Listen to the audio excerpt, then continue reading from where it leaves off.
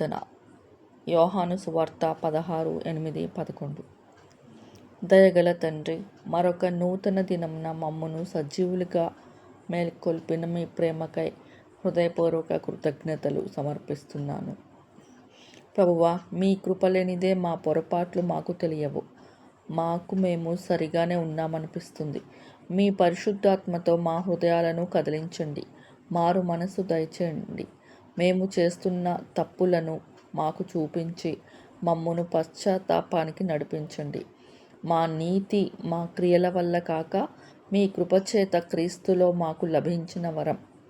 క్రీస్తు మా పాపాలు భరించి సిలువపై మరణించి తిరిగి లేచి మీ చెంత చేర్చబడెను. ఆయన పాపము లేనివాడును నీతిమంతుడును కనుక మీ సమక్షానికి చేరెను. మేము మా అపరాధములను ఒప్పుకొని విడిచిపెట్టి క్రీస్తును అనుసరించి నీతిమంతులుగా నడిచి మీ చెంతకు చేరుటకు కృప చూపండి.